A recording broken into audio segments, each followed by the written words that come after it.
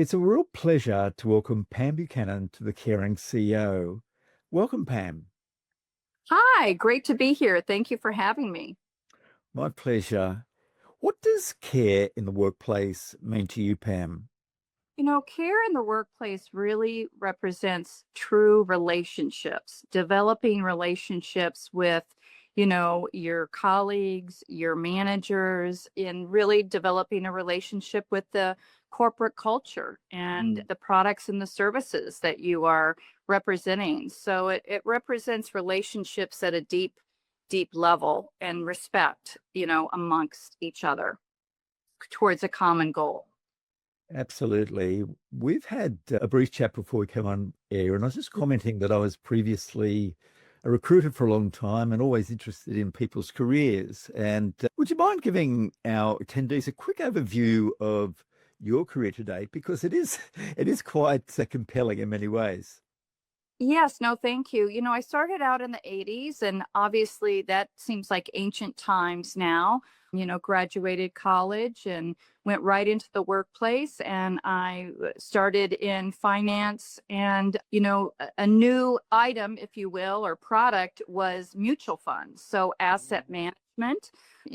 Again, it was a newer phenomenon, and the markets. And why I did that is my dad was a commodities trader in the grain and corn and wheat business. So I wanted to, be in the financial stock markets. And, it was very, very exciting time. And Chicago was a good hub for that. And so I came up here, got an apartment, and started the job search. And I worked for some brokerage firms for a couple of years, and then I transitioned to, as I said, the mutual fund industry and worked with a great team. We were developing, a sales team, a call center, and I rose in the ranks. I was very, again, lucky to continue to rise within that same company. It offered a lot of opportunities. So I went from being, let's call it a sales representative to a manager, a senior manager, senior vice president of a whole division.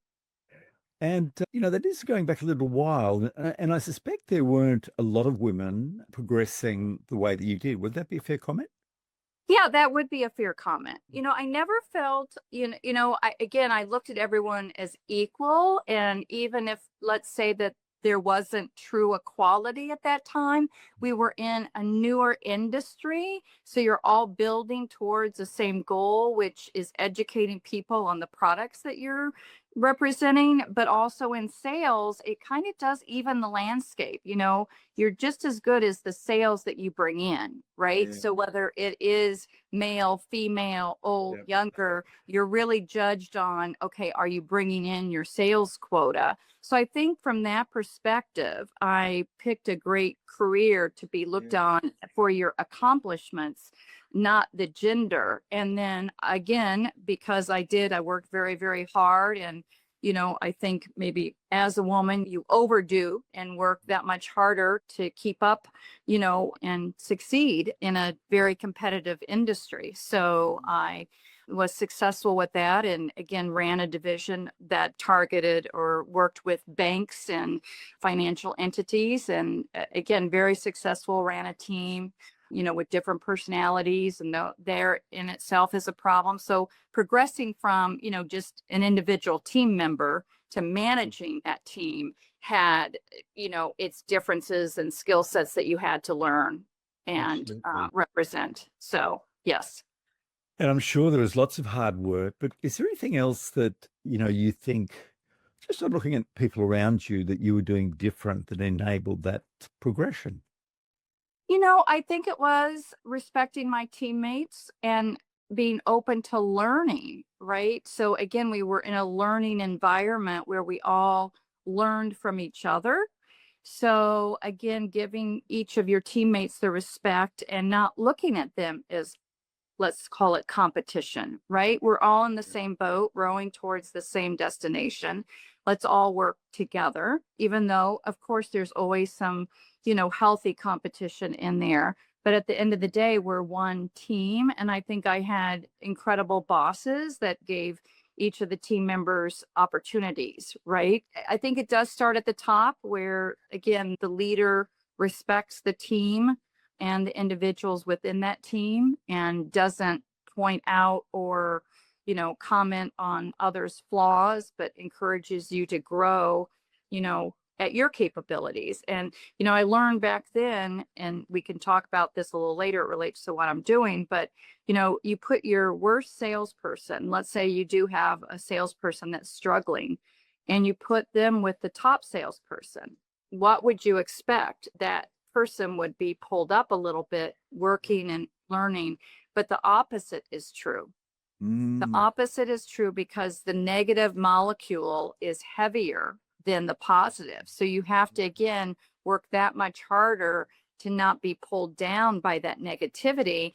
And so I do also coach and say, if you do have a teammate that isn't pulling their weight, it's best that teammate go because it will affect the other members of the team. Activity is you have to really, really watch for that carefully. And your time at Deutsche Bank, you had 10 years there. Was it a different culture to some of the American firms you'd work with?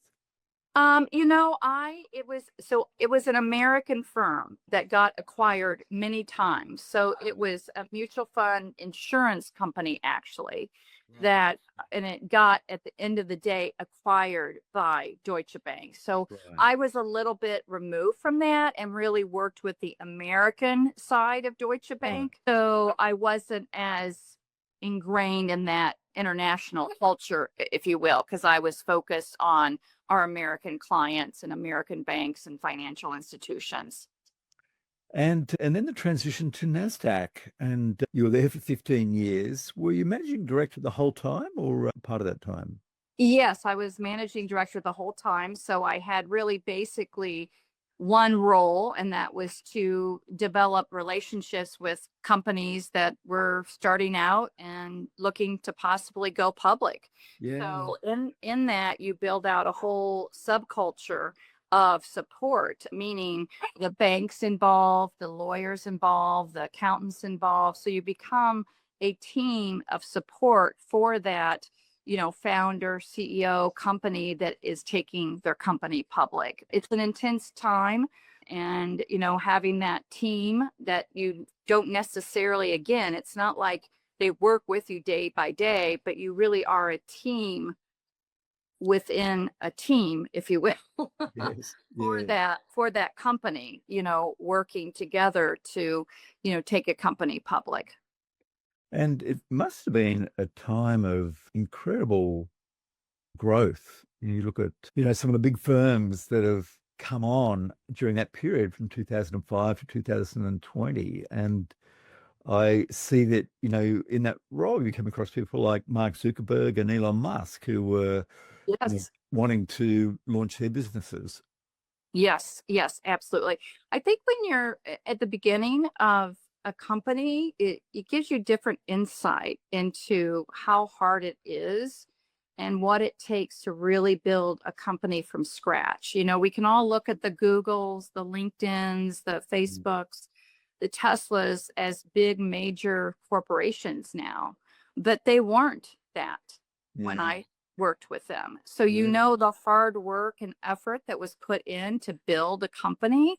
I think everyone should have the opportunity to, see something built from the ground up. It truly does give you different perspective, just even the biotech companies and whether it, is some sort of, a drug that they're developing, whether it's, even consumer companies, developing their product. It takes a lot. It takes a lot of moving parts. It takes a lot. You talk about hard work. It's almost a 24/7 commitment from their side. And, typically if you're creating something that is so new, like let's say a Facebook or a Tesla, there's a lot of naysayers out there, right? And a lot of people going, what's this? Facebook is, developed based on Mark wanting to collect addresses or phone numbers or photos from college, the college directory, right? And now it's become what it is. So you have to pivot quite a bit too. And that's where you have to keep your mind open. So I learned an incredible amount. I think about the most important thing I learned is the commitment to the journey. the commitment to the journey and the ups and downs, because it's not going to be all straight up. Like people Never look, is. let's even say Elon Musk, which is a controversial, topic in these days, but Elon worked very hard and committed to, bringing EVs along with, let's just throw in space rockets, right? To the consumer, making it a consumer brand. And how many times that he almost didn't make it, right? A car company had not gone public in over 100 years. When it went public, it was valued at $1 billion, let's say. And now look at it, Yeah. multi billions. Yes, absolutely. And when you met people like that were architects of tremendous success, and you mentioned they were really committed, they worked hard, was there anything else that made the real winners stand out, the Zuckerbergs or the Musks stand out, apart from that intense work ethic and that sort of thing? Was there Yeah. anything else? Obviously they're very bright, right? There is a matter of intelligence, but it's their curiosity, right? Their curiosity to learn and grow. It never stops. Let's say that you're an engineer, you're a doctor, you're a marketer, like Steve Jobs was a marketer, but yet you want to create products that you don't have, exact knowledge. It's not like they woke up one morning and said, oh, I know how to build an iPhone or a car. They had to learn. So it's their commitment to learning that is also so critical, I think, when you're starting out. And I think those are good life skills. Every day is a different day. We're in a huge era of change and involvement. And so I think, for the person in today's world in their career is to be open-minded and to really show that I'm committed to, whether it is the company, your team, that I'm here and I'm going to help build whatever we are building. And I think that was probably one of my strongest skills. I'm committed. I'm here. Yeah. And how do you get that employee, right? And that's what I think today's world struggles with, is that, the individuals out there aren't as committed, and they're moving from company to company, and that hurts the company, right? Definitely does. They have to train again. I mean, for every employee they lose, the cost to train a new employee, whether that be a simple training or a complex training, is enormous. And it puts a lot of stress on the team members, Definitely. a lot of stress. I would say commitment to the corporation, the team, yourself, and it starts with you. And that's where, I talk about soul health, because what's missing, companies have, out in Silicon Valley, these were campuses of little cities, little hubs of, what they had, their cafeterias with great food. They had their, their sports and workout. They had, just communities built where you could chit chat and relax with your colleagues. I do think it's important at some level to get people back to work and creating that community within a community, right? And Silicon Valley, that's what they did. They were very good at them, very good. Yes. So you felt a part of building something. And I think when that's heavy work, right? To build something, build the foundation, build out the product, build out the various teams that are going to support that whole company. So. Yeah. Were there any particular tough times you went through at NASDAQ? Again, I was competing with the New York Stock Exchange. So it was one-on-one, right? So it was the Super Bowl every day, or a basketball, football game. There was one winner, there's one loser. Yeah. And so that's a tough environment to live in. But again, you have to have the team to support you, the NASDAQ colleagues to support you. You have to enjoy the game, right? You have to really enjoy the game and be focused on, what value you were bringing. And it was very multidimensional. Every day was not the same day, which I enjoyed, right? The complexity of it, solving the problems. How do I, when, like a Tesla and a Facebook, what does that involve? So every company is different, right? So, Yeah. am I working with the CEO and the CFO? Am I working with the marketing? What's important to them? How can I support them? You want to be part of their overall community, right? And, I lived in Silicon Valley, so you would see these people on a daily basis at the coffee shop. So you really were, I think we've lost that team concept of we're here as a community and a team to support each other. Yeah. What led to you deciding to leave NASDAQ? I did that for almost 15 years and it was very intense. I did move back to the Chicago area and took companies public at the end of my career at NASDAQ in Chicago, which was a different game, if you will. And I apologize for my dog there barking. I don't know for that, but we're real time, right? So he was sleeping a minute ago and now he wants my attention. But it was 15 years. I had outlasted most of my colleagues in terms of that position because of the intensity of it.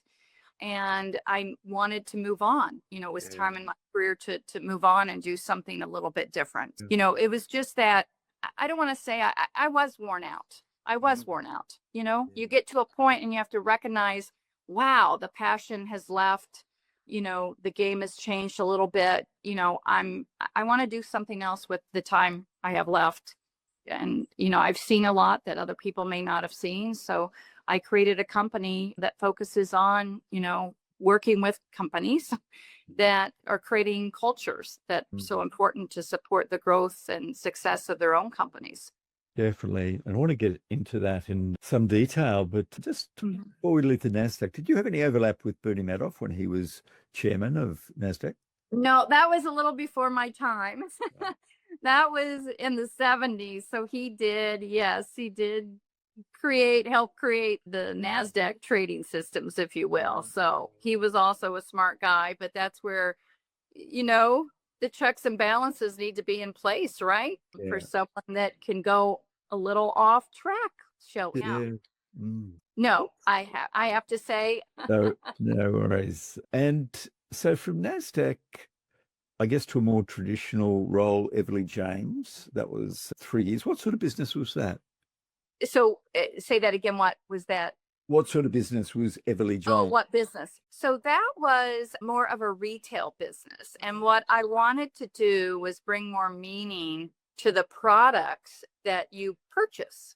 Again, why are we in this consumerism where, we're, seeing a lot of images and saying, oh, I must have that and I must have that and I must have that. And there's really no like stopping yourself and saying, oh, why am I buying that? Is it really other than, I have 20 lipsticks over here. Why do I need another lipstick or another pair of shoes? As these women say, I'm sorry. I am so sorry.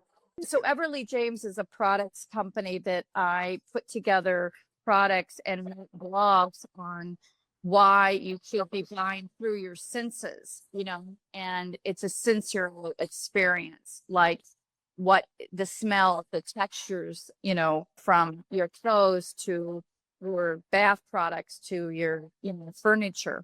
It's a sensory experience. Yes. Yeah. So Pam, it seems like a very different business to found Quantum Sense. Can you explain what Quantum Sense is and why you felt it was important to start that business? Yes. So I felt that something was missing in the corporate world, and you hear and see articles of how unhappy people are at their jobs. And what is it? Because corporations are offering you gym memberships and, dietitians and, everything for your physical health. And then, of course, we have mental health days. But what's missing is your soul health. And what is the soul? And a lot of people don't recognize what that is. Can you hang on just 1 minute? Yep. I apologize. Okay, I'm back. Good. I apologize. So your soul should be included in when we're talking about our beings, because we're mind, body, and soul. Yeah. We're a complex entity. And I think we spend a lot of time on our physical health, which is very important. If you were to have a problem with your heart, you know where to go, right? Yep. Yeah. You now have a problem with your mental state. It's very, everyday experience to go to your therapist or a doctor that can possibly prescribe medication. But the soul is where you really truly have that passion or that, that fullness, that enjoyment of life.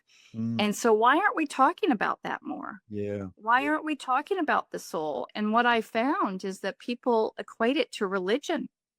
Yeah. And so religion is a taboo topic that you shouldn't be talking about at work in Yeah. particular, but it really isn't about religion. It's still about your being. So if we can talk about your physical being and your mental being, why can't we talk about your soul being? And what are you doing for that soul? So How do you that's why I created define, that. how do you find soul? Is it a life force or a spirit? What is your definition of soul? Yeah, it is a life force, right? It's an energetic life force within your physical body. So why we haven't grasped onto it is because it is invisible, right? Like if you said, I have a heart problem, I can visualize that. If you said, oh my God, I'm not feeling fulfilled, my soul is not, feeling great, I can't visualize that. Yeah. Yeah. So we need to put some visualization, and that's why what's individual to each of us is our senses, our sensory being. Just like you would find, let's say, a smell enticing, it might be related to an emotion from a childhood, or it might be just something that your sensory body enjoys. Yeah. Versus, let's say, I walk in and I'm like, oh, what's that smell? Yeah. It doesn't resonate with me. Yeah. So let's start by getting to know our sensory body, which we've had since we were born, right? And we kind of just put off because it's there all the time. We Yeah. don't really Yeah. have to think about it. But let's start thinking with intent, like our environments. I talk about outside in, right? Let's look at our environment and then see how it processes within us. And that's your soul, Yeah. outside in. Yep. So what do your walls look like? Yeah. What does your furniture look like? What is the smell? Yeah. And you see more and more corporations focused in on the look of their environment. You're seeing more and more sensory experiences, especially with nature being built Yeah. out, right? Yeah. There in Australia, I talked to a lot of people that are into, bringing nature inside and building out buildings within an architectural landscape that is soothing and, evokes joy and happiness versus just a concrete building. So let's start looking at that because that's important. That's important for grounding. So I start with ground into your senses, then you can elevate into that joy, that energetic, that higher energetic being, that positive being. And again, it's hard to stay there. We all fluctuate day to day, right? Hour to hour. Mm. One moment you're on the phone frustrated because your Amazon order didn't get there. The next minute, your child's come in to give you a hug and a kiss. So we all fluctuate between that negative, positive, higher vibration, lower vibration. And what our goal is to live more in that higher vibration, right? Yeah. That gives us that joy. And that's the challenge. And I don't think, I'm not looking for perfection, right? Where, oh, I'm 100%, Yeah. but you're looking more towards what can give me that joy. And again, I think if companies embrace this at the soul level, then they will find that commitment. And that's so important, the commitment, the engagement. You want people engaged at fully, and so I think that's what's, next in our corporate lives. One of the things that I do in my keynote presentations is ask people to reflect on a great team they've been part of. It could have been this role or previous role or in a sports team or when they worked at McDonald's. And what was it that made it great? What was it that makes it different? When they look around the people, what was it that made it different? And I give people about 10 options, and some of it could be like a compelling vision. Some of it could be like, complementary strengths. And people vote anonymously, but in 95% of the cases, the top three things mentioned are we enjoyed ourselves, we had each other's back, and we cared about each other.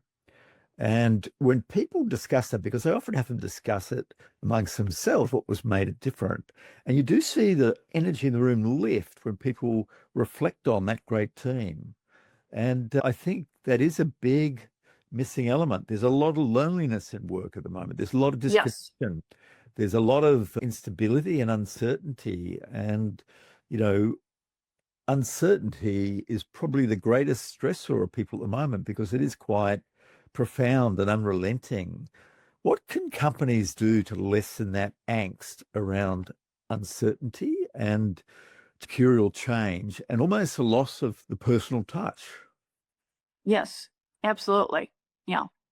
Well, I think coming together, right, more often and creating that team, and it does start with the leader, to create that team. And they may not, I mean, they may think, well, why do we need to get to know our team members at a more personal level? Well, I think that creates more commitment to the team, and it takes a team to build a company, Yeah. to keep the company running. It's not individuals. I mean, it is individuals, but at a team togetherness, if you will. Everybody has their role. And you bring up sports. That's a perfect example. Yeah. That's intense, right? For the hour, 2 hour, 3 hours that they're on the floor winning, and they're all committed towards one goal, and that's to win the game, right? And they have each other's backs. Definitely. They have each other's backs. So how can we have each other's backs? And I think if you don't know a person at all and they're just an individual, like, oh, that's Pam on my team. Yeah, I think she lives in the city and has a dog. That's not much, right? Like, you need to know your team at a deeper level, Yeah. and I promote, let's go out for a soul hour, right? Let's get to know each other in a different way, like Yeah. something that really ignites joy in that person. And let's learn, let's take an hour and just learn about what the joy is for that person. And again, the CEO, the manager may find that, well, that's not a good use of our time. Yes, it is. It's a very valuable use of time that we've kind of put by the wayside for productivity, right? Is that productive? Does that contribute to the bottom line? And I would say, yes, it does contribute to the bottom line because it keeps talented people at your organization. Well, Gallup have a engagement survey called the Q12. One of those statements in there is that my supervisor or someone at work seems to care about me as a person. That's one of the statements. Another one is I have a best friend at work. And when groups strongly agree with those two, the higher the productivity, the profit, the customer service levels.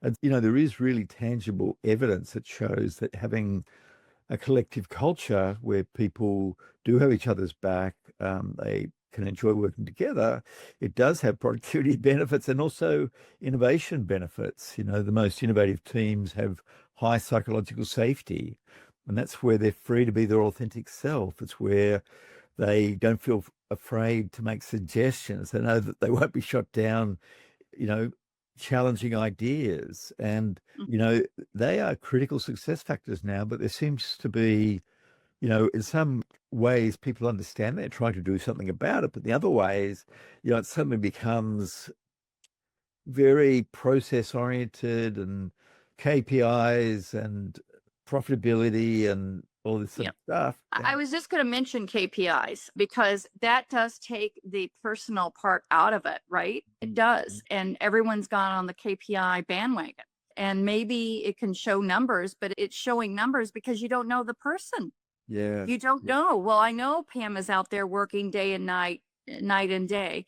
I don't need a KPI to measure her, right? Like, let's say that you need to see, let's say you have 100 clients, you need to see all of them once and you check the box. Yeah. Well, are you really giving the value to the client if your employee is just checking the box? Yeah. Yeah. And so the manager's one step removed from it. And maybe there's instances where a KPI does truly measure the success, But I'm a big advocate for saying, no, it does not measure the productivity and the success of the individual or the company. And that, again, let's bring in real conversation. Let's not pull up a spreadsheet and say, oh, look how many entries there are in the computer for, John versus Pam versus Ed. I just don't think that's a great way to manage a team. Yeah, I agree that you would hope that there is a resurgence in more of that soul or spirit or life force recognition in the workplace. But Yeah. there's also, I guess some incredible cruelty going on in the world. And we look at, Ukraine, we look at Gaza, we even look to part of the aftermath, the changing of the administration in the US, where, things like USAID, which supported the rest of the world in terms of helping and supporting stuff, was entirely shut down. And with huge emphasis to cut $1 trillion from the administration, that has got to lead to a lot of pain, a lot of burnout, and also real cost, real human cost, our communities and in that area. How do you reconcile some of these trends to what you're trying to advocate for? Well, it's even more important in that the people that you do have within that team that are there, that they do feel valued and recognized for their whole being, not just for lack of a better term, a robot that comes in, checks in with the clock, and then checks out, right? Like that there is more meaning behind that work. And I'm not here to say that, yes, we've all worked I feel like almost every year over 40 years, there was always layoffs, right? There's always ups and downs, hiring freezes. The way they're doing it obviously is causing a lot of concern, and the numbers are big. And again, it is alarming. So the soul work is even more important for those that are left. Yeah. And how do you help the manager really who's left then to say, oh, wow, I used to have 20 and now I have 5. Yeah. How are we going to divide and conquer and make an impact in our department, right? How are we going to do that? So they need to take a step back. And really the first question they should ask is, how am I going to bring, value of the whole being, the soul being, not just the work being, but the whole person to work, so that we can have satisfaction as we go for our goal. And is the goal changed? Yeah. Let's have an open conversation, I guess, and not behind closed doors, but let's have an open conversation. There's a fabulous Northwestern commencement speech, which I really like, and I'm sure would resonate with yourself, by Governor Pritzker. And he apparently is a billionaire and is the governor of one of the states. But he talks about how to spot an idiot. And he says that idiots can be very successful. Idiots, can seem to be getting ahead. But how you spot an idiot is cruelty. And an idiot is cruel. And that obviously has massive implications or soul implications.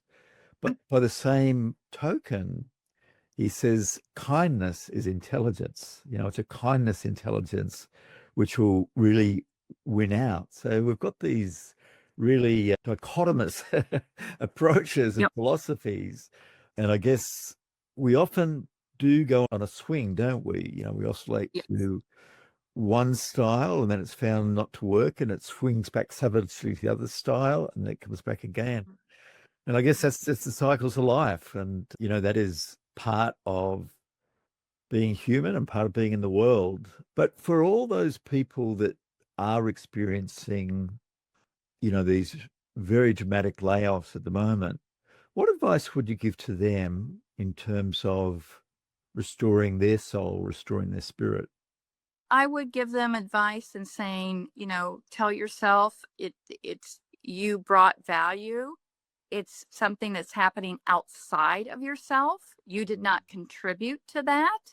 they can tell you that, oh, we're laying off the low performers, or, but by all accounts, it seems random, right? But Mm. you did the best you could and you gave it your all.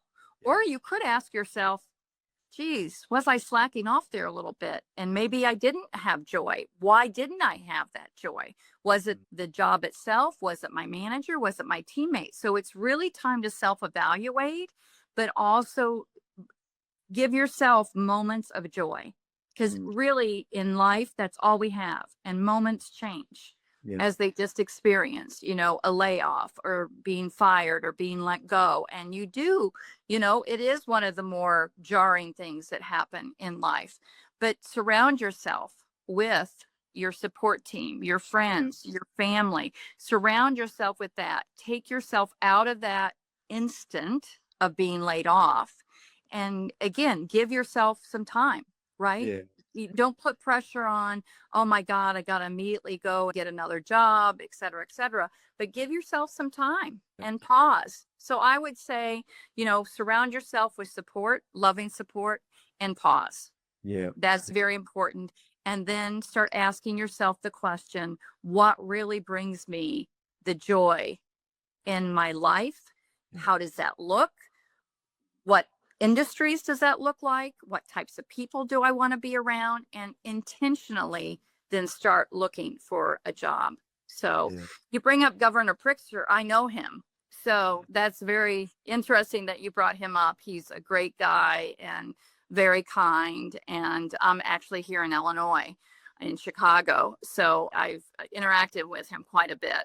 I just thought it'd say an important message for where we are. Absolutely. And that's why it is so important that we uplift, like you and I bring the uplifting messages to the world, right? Let's get out there and try to stay on the positive, because the negative is heavy. And how do you do that? Turn off your TV. Mm. Only watch funny comedies, listen to music that, there is science behind the frequencies and how it can, elevate your being. There's a lot of that. Go to Spotify, plug in the frequency music, or music that you enjoy or brings back positive emotion, you know, find a scent for your home, again, that brings back positive emotion, bring food into your home that nourishes your body. So Yeah. again, that starts with the sensory being. So let's go back to our senses. Let's come to our senses. Yeah. It's well, I worked in outplacement for quite a while, and one of the biggest things that people struggle with is associating themselves with what they do. I'm a stockbroker, I'm a lawyer, or I'm a general manager. And when they're not doing that, they almost have lost themselves. They haven't got that sort of a description of themselves. And I love some of the things you talked about, getting your care team around you, people that do have your best interests at heart, people do support you, encourage you, and also doing things. I talk about this concept of one thing, and the one thing is something you do. It's individual, but it particularly resonates with you. You're in the present moment when you do it, and then often good things follow from it. And, for some people, that can be things like exercise or quality time with family and friends. But it can also be things like, meditation or fishing or movies, whatever. And, I Yep. think all those things, and if we do them enough, are good for us. Yeah. and, Well, and and it can even be going to your local Starbucks and seeing the barista that you enjoy seeing, right? absolutely, And if that brings you the joy, go every day and absolutely. get a cup of coffee. And if that's your only moment of joy, that is a good start, right? Yeah. Yeah. And then let's start, with adding something else. Like, okay, I do like to exercise and, go to my favorite gym where I see my buddies, or, I do like to walk the neighborhood and look at the beautiful trees and flowers that are blooming. But start small, right? And then just keep adding, but make sure you're adding the joy filled Yeah. moments, not the negative moments. There could be a coffee place that, the baristas aren't as friendly. Well, why go there? Like you realize well, no, do I have to go there? I can go around the block to another place that I might enjoy a little bit better. Yeah. Yeah. It's been fabulous catching up, Pam, and loved hearing a lot about your journey. I always finish by asking people, knowing what you know now, what advice would you give your 18-year-old self if you could speak to that person and give them some tips or insights? What would you share with them? Probably a lot of people say this, but not just stress as much. Everything will work out okay. Because we know we've been in those moments where you're like, oh my God, I made a mistake. My boss is going to fire me. I'm horrible. And, it may be a week before all of a sudden you realize, okay, I'm still here. It's okay. I made a mistake. Everyone makes a mistake. So I think that, and even let's say that you made a mistake that got you fired, right? Like it's going to work out. It will be okay. It will all be okay. We'll all be okay. So Thank you. That is great advice. And thanks for being part of the Caring CEO, Pam. thank you for having me.